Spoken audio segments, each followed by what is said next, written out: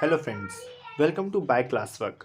आज मैं आप सभी को एक चीज़ ड्राइव करके दिखाने वाला हूँ। जो वैल्यू ऑफ जी है वो जीरो हो जाती है at the centre of the अर्थ पर।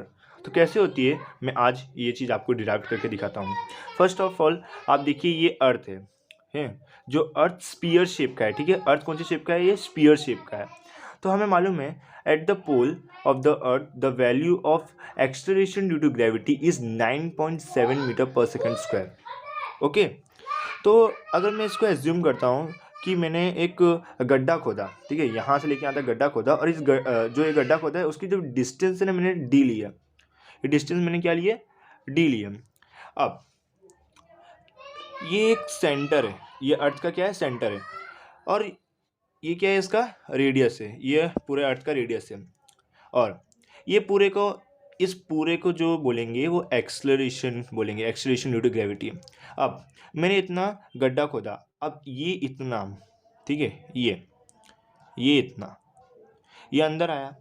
फिर जो ये इतना होगा वो मैं जी डैश ले लेता हूँ। ये पूरा क्या है? जी। और इसके अंदर में आया, गड्ढा खोदा, फिर अब इतने का जो ग्रेविटेशन होगा उसको मैं क्या बोलूँगा? जी डैश। ठीक है, अब जी डैश का जो रेडियस है, ये रेडियस है, वो क्या है? ये टोटल क्या है? रेडियस है। ये इतना बड़ा क्या है? रेडियस है। और ये क्या है? डिस्टेंस है। मैं तो गड्ढा खोदा, यहाँ तक पहुँचा, तो ये इसका डिस्टेंस हो गया। अगर मुझे इतने का रेडियस चाहिए तो मैं क्या करूँगा? आर माइनस डी लिख दूंगा। तो इतने का रेडियस मिल गया मुझे, आर माइनस डी। अब मैं क्या कर रहा हूँ? मुझे प्रूफ करना है कि जो एक्सेलरेशन ड्यू टू ग्रेविटी है वो जीरो होती है at the centre of the earth पे। तो देखो मैं कैसे प्रूफ करता हूँ। We know the formula of acceleration due to gravity. Small g किसके इक्वल रहता है?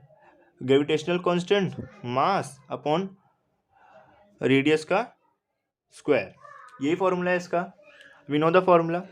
फिर जैसे हम लोग इतने पूरे का एक्सेलरेशन ड्यू टू ग्रेविटी का फॉर्मूला लिखे, वैसे हम लोग जी डैश का भी लिख सकते हैं। जी डैश मतलब इतने का एक्सेलरेशन क्या होगा वो हम लोग लिखने जा रहे हैं। ठीक है, तो जी एम, ये पूरे का मास लिया हम लोगों ने, एम। तो इतने का मास को मैं क्या एज्यूम कर सकता हूँ? M dash. ठीक है, अब एम डैश मैंने एज्यूम किया। फिर अब रेडियस चाहिए, जैसे इसमें रेडियस है वैसे इसमें भी रेडियस होना चाहिए। तो इसमें का रेडियस मैंने क्या बताया कि आर माइनस डी। ये पूरे में से अगर मैं इसको माइनस करूंगा तो मुझे इसका क्या मिलेगा? रेडियस मिलेगा। मान लो ये छोटा स्फीयर है, ये छोटे स्फीयर का मुझे रेडियस चाहिए, तो रेडियस क्या है इसका? आर माइनस डी का होल स्क्वायर। आई होप आपको समझ में आया है कि ये कैसे आया।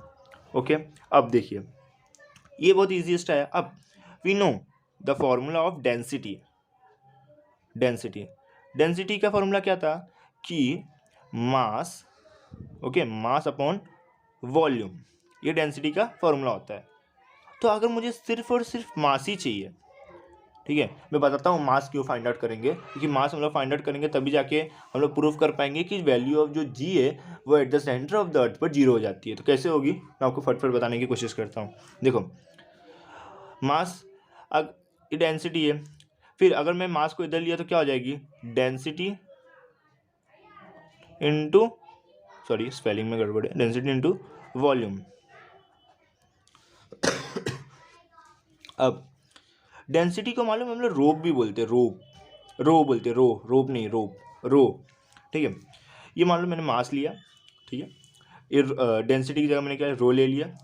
रो और डेंसिटी में कोई फर्क नहीं होता, इसको ग्रीक लेटर में इसको रो बोलते हैं। ओके, फिर वॉल्यूम, मैं बोला ना ये पूरा अर्थ जो है वो कौन सी शेप का है? स्पीयर शेप का है। तो वॉल्यूम ऑफ स्पीयर क्या होता है? 4/3 पाई आर क्यूब। ठीक है, ऐसे ही हम लोग ना एम निकाले, मतलब ये वाले एम का, ये वाले एम की वैल्यू मुझे इतनी मिल गई।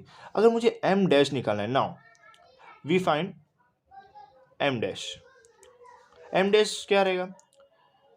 डेंसिटी इंटू 4/3 पाई, पर इसका रेडियस, ये बड़ा रेडियस होगा, ये रेडियस बिगर रहेगा। पर इसका रेडियस मैंने फाइंड आउट किया था कि आर माइनस डी, तो इसका रेडियस क्या होगा? आर माइनस डी का होल स्क्वायर। नाउ अब कुछ नहीं करना है, बस वैल्यू को पुटअप करने का है। देखो कैसे वैल्यू को पुटअप करेंगे हम लोग। सबसे पहले मैंने लिखा ये जी की, G is equal to constant, gravitational constant into ये वाले मास की वैल्यू, ये वाले मास की वैल्यू मैंने लिखा क्योंकि मैंने यहाँ पे मास की वैल्यू फाइंड आउट किया था। तो मास की वैल्यू क्या थी, rho into 4/3 pi r big r square upon cube आएगा यार, स्क्वायर क्यों लिख रहा हूँ मैं, सॉरी यहाँ क्यूब आएगा, 4/3 पाई आर क्यूब होता है। ठीक है, मैं इधर रुको, मैं इधर लिख देता हूँ आपको। वॉल्यूम ऑफ स्फीयर का फॉर्मूला क्या होता है, वॉल्यूम ऑफ स्फीयर का फॉर्मूला क्या आता है, 4/3 पाई आर क्यूब। ये फॉर्मूला याद रखिएगा और डेंसिटी का फॉर्मूला याद रखिएगा, बहुत बहुत ईजी है ये। देखिए इतना मैंने फाइंड आउट किया, पर देखिए इसमें आर स्क्वायर भी है, रेडियस स्क्वायर, तो मैंने देखो इसमें रेडियस स्क्वायर लिख दिया। पर आप ध्यान दो, ये रेडियस का स्क्वायर है और रेडियस का क्यूब है, तो मैं रेडियस का स्क्वायर रेडियस का क्यूब, फिर इसमें एक रेडियस बचा, ये एक रेडियस लिख दिया मैंने। तो जी की वैल्यू मुझे क्या मिली, gravitational constant rho into 4/3 pi r, यही मिली। अब ऐसे हम लोग जी डैश देखो मैंने इधर है, जी डैश की वैल्यू क्या है, जी। ठीक है, मैं मास की वैल्यू देखो फाइंड आउट किया था, मास की वैल्यू एम डैश की वैल्यू मैंने फाइंड आउट किया था। एम डैश की वैल्यू क्या है, rho into 4/3 pi are minus D का क्यूब। ठीक है, यही मैंने फाइंड आउट किया था। फिर अपॉन में, जैसे इसमें आर का स्क्वायर था वैसे इसमें क्या है, आर माइनस डी का स्क्वायर था, और इधर है ना आर माइनस डी का स्क्वायर, बस सेम मैंने उसको पुटअप किया, बाकी कुछ नहीं है। फिर देखो ये आर माइनस स्क्वायर है, ये आर माइनस क्यूब है, क्या बचा, आर माइनस डी, बस इतना ही बचा।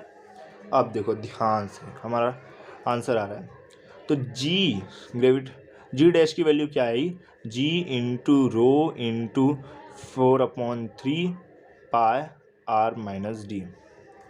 ठीक है, अब ये जो वैल्यू मिली है जी की और ये जो वैल्यू है, हम लोग इसको ना डिवाइड कर देते हैं। ठीक है, मैं नेक्स्ट पेज पे इसको डिवाइड करके दिखाता हूँ आपको। देखो जी डैश की वैल्यू को अगर हम लोग डिवाइड कर दे जी से तो क्या होगा, सबसे पहले जी की वैल्यू, सॉरी जी डैश की वैल्यू पहले ऊपर लिखा था मैंने, जी डैश की वैल्यू क्या है, वो इधर लिखा है, जी डैश की value G into rho into 4/3 pi are minus D का होल, सॉरी स्क्वायर कुछ नहीं है, मैंने कट कर दिया था ना, यही है।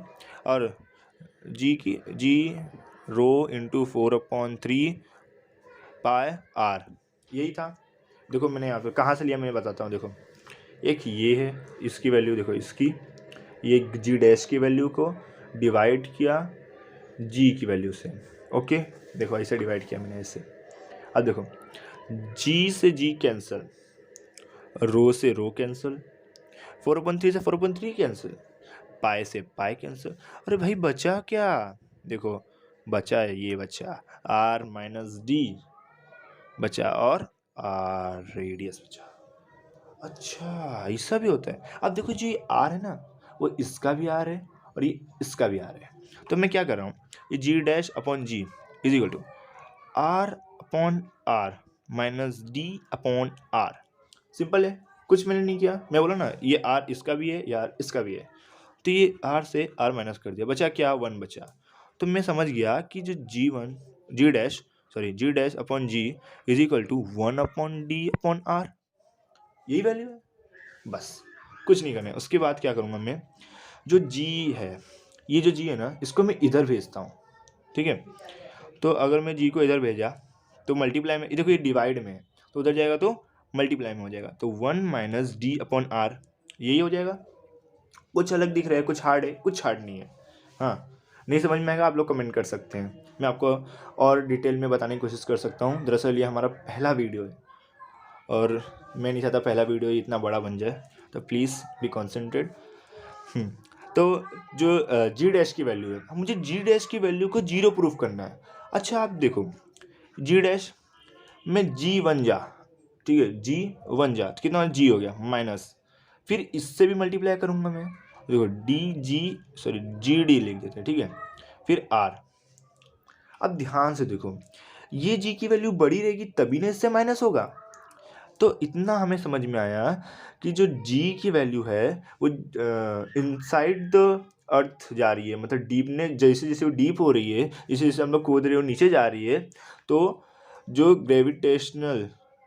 एक्सेलरेशन ड्यू टू ग्रेविटी है उसकी जो वैल्यू है वो धीरे धीरे डिक्रीज हो रही है, वी नो, ठीक है, डिक्रीज हो रही है। देखो the value of G decrease हो रही है, देखो पहले 9.7 थी, फिर धीरे धीरे धीरे धीरे डिक्रीज हो रही है, फिर देखना सेंटर पे आते आते जीरो हो जाएगी। कैसे जीरो हो जाएगी वही प्रूफ करते हैं। देखो मैंने प्रूफ किया कि जो वैल्यू ऑफ स्टार्टिंग पोल है उसका वैल्यू ज़्यादा है, और वैल्यू ऑफ जैसे इनसाइड जा रही है तो उसकी वैल्यू क्या है, कम होते जा रही है। इतना हो गया। अगर अब देखो g dash is equal to g minus g, फिर अब ये डी है, ये देखो इधर ये डी, ये डी की वैल्यू, ये डी की वैल्यू ना आर हो जाएगी। कैसे आर होगी मैं अभी बताता हूँ। देखो तो कैसे ये जो डी है ना, डी इसकी वैल्यू इक्वल हो जाएगी आर के, यानी रेडियस की। देखो कैसे, ये डी है, डी ये धीरे धीरे धीरे धीरे अंदर आ रहा है, सेंटर पे पहुंच गया। देखो ये पूरा डिस्टेंस कवर कर रहा है, पूरा डिस्टेंस को मैंने क्या ज्यूम किया है, आर। हाँ, क्योंकि हमें इतना ही था तो मैंने डी एज्यूम किया था कि इतने डिस्टेंस को मैंने डी बोल दिया। फिर अगर जैसे वो धीरे धीरे पूरा सेंटर में आ गया तो डी की वैल्यू तो जीरो ही हो गई ना, सॉरी डी की वैल्यू तो आर हो गई ना। अब देखो डी की वैल्यू आर हो गई, ये आपको मालूम चल गया। तो मैं क्या इस डी के बदले इधर आर लिख सकता हूँ, आर अपॉन आर। अब देखिए ये आर से आर कैंसिल हो गया, बचा क्या, g dash is equal to g minus g. देखो g dash is equal to g minus g, zero. तो वी प्रूव, हैंस प्रूफ, क्या प्रूफ किया हम लोगों ने, the value of g becomes zero